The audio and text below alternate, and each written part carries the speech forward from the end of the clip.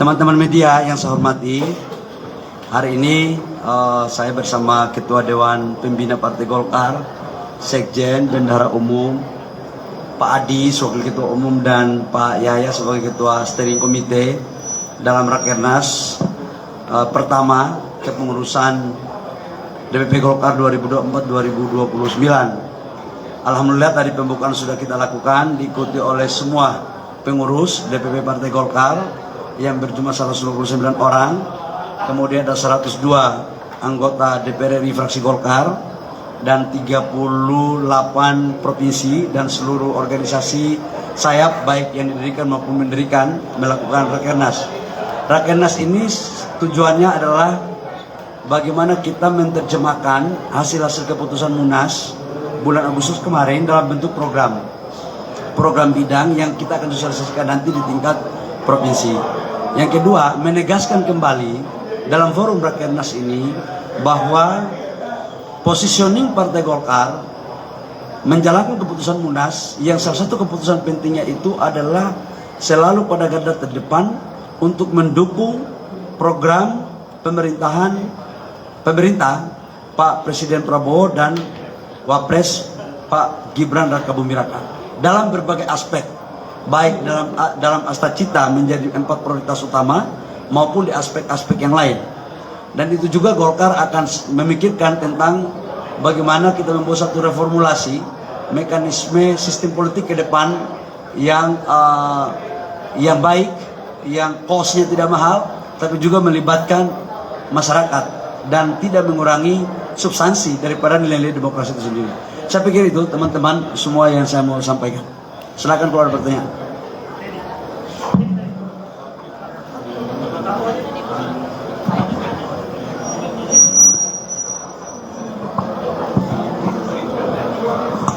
Selamat pagi Pak Bahlil dan juga para pejabat Golkar yang lainnya. Saya Teddy dari CNN Indonesia TV.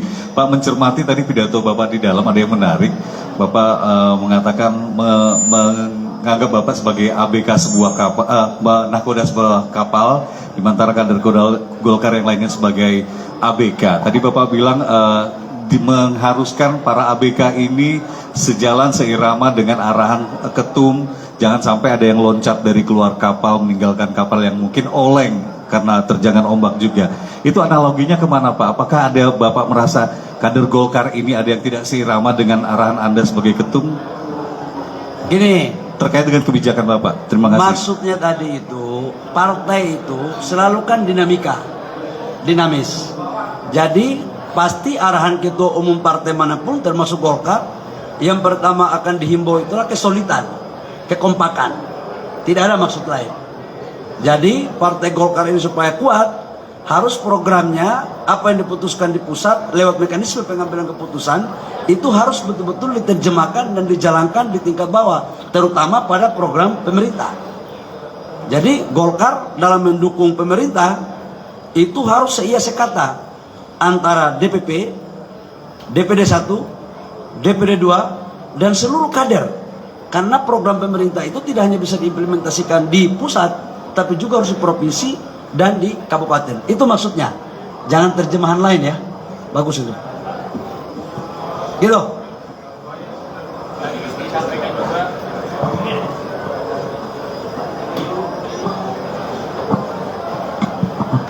Edi dari Merdeka. Tadi juga disampaikan bahwa Partai Golkar mau menambah kursi di DPR. Kira-kira tepatnya berapa kalau dari kalkulasi dari Pak Bahlil sendiri?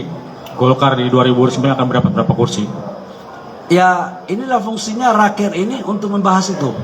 Yang jelas target kita di atas 102. Berapanya seiring waktu berjalan aja. Karena salah satu kunci kesuksesan satu kepengurusan atau seorang ketua umum itu dilihat dari keberhasilan dalam memperoleh penambahan kursi. Jadi biar kita pintar, tapi kalau kursinya nggak naik, output politik partai itu kan kursi. Ukurannya itu aja. Jadi kami ingin untuk kursi kami nambah. Itu. Ya, Pak Bahlil, saya Krisna dari Kompas.com. Pak Bahlil, ada 3 pertanyaan dari saya.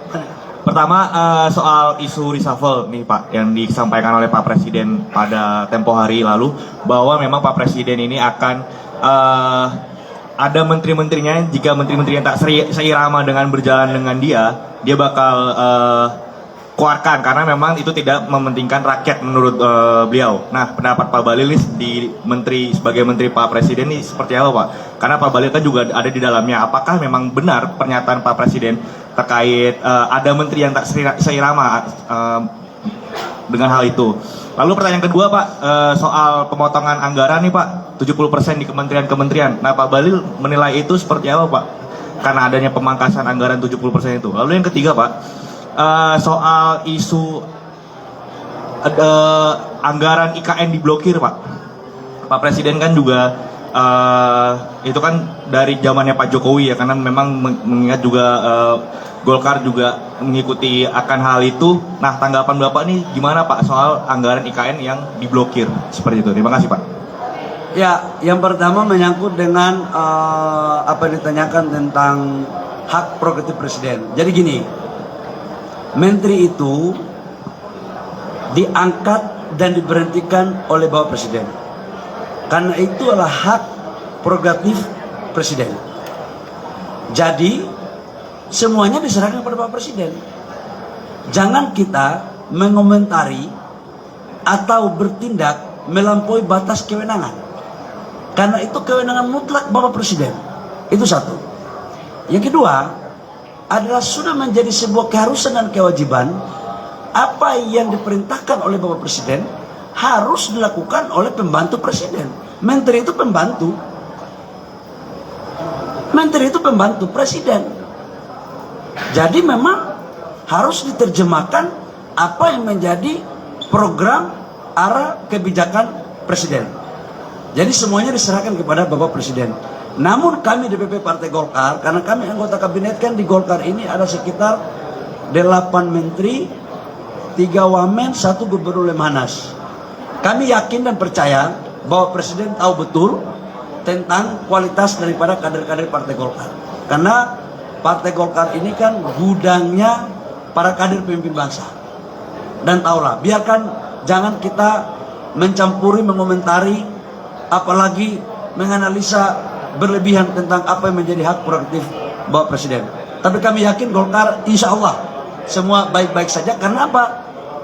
Partai Golkar berada garda terdepan dengan partai koalisi lain, terutama Gerindra, dalam mendorong dan mendukung arah kebijakan pemerintah. Itu satu. Yang kedua menyangkut dengan pemotongan anggaran. Wah, saya itu kan bukan domain saya sebagai Menteri SDM ya.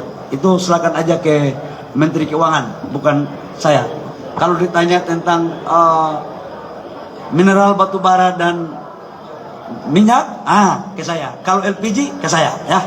Yang perusahaan keuangan, itu juga kita menteri-menteri ini harus pintar-pintar. Jangan mengomentari atau seolah-olah mengetahui secara dalam terhadap tupoksi kementerian lain. Kalau saya nggak bisa mengomentari itu terlalu dalam. Namun, apapun kebijakan yang diputuskan oleh pemerintah dalam hal ini Presiden, wajib menterinya ikut. Nggak boleh nggak ikut. Itu pandangan kami. Jadi helikopter view-nya kan yang tahu tentang bagaimana negara ke depan itu kan di bawah pimpinan seorang presiden dan wakil presiden. Jadi silakan teknisnya kalau keuangan ada di Kementerian Keuangan. Yang ketiga menyangkut dengan IKN ya. IKN ini setahu kami sampai dengan sekarang tetap target Bapak Presiden 2028 kita akan pindah ke ibu kota baru di IKN, sudah pindah. Sudah barang tentu tahapan proses penyelesaiannya berjalan. Nah, strategi penyelesaiannya seperti apa? Itu di Kementerian PU. Jadi kami nggak bisa juga kalau mendalami, jangan merasa seperti karena ketum partai semua yang ngerti, nggak juga, ya, gitu. Ayo, Pak Wakil Ketua Umum Bidang Kepartaian, gitu ya. Oke, apa lagi? Ya, selamat pagi Pak Bahlil, saya Eril dari Kompas TV. Saya ingin menanyakan terkait dengan beberapa daerah masih ada yang LPG cukup langka dan pembatasan kuota dari agen ke pengecer. Itu seperti apa nanti ke depannya? Lalu yang terakhir mungkin dipastikan lagi Pak Bahlil terkait dengan reshuffle ini, apakah Golkar siap dengan hal tersebut? Terima kasih. Yang pertama, kamu dapat data dari mana ini Kompas ini? Menyangkut LPG ini, setahu saya itu buka posko. Hampir setiap 2 jam sekali laporan masuk ke saya. Saya dapat memastikan bahwa LPG itu tidak ada lagi menyangkut dengan, tidak sampai di tingkat pengencer atau sub pangkalan. Semuanya udah masuk. Nah, yang saya dapat informasi adalah LPG 12 kg. Kalau LPG 12 kg itu adalah industri, bukan domain pemerintah. Yang kita itu hanya menjaga LPG 3 kg. Dan hari ini udah selesai dari kemarin kok. Mungkin kamu punya media kamu aja yang mungkin yang belum tahu. Udah aman. Kamu aja yang bilang nggak aman ini kelihatannya. Sudah aman, sudah aman. Ya, yang kedua apa tadi? Ya udah, itu kewenangan Bapak Presiden. Jangan kita terlalu merasa paling ngerti hak prerogatif Bapak Presiden. Ya, oke, makasih ya.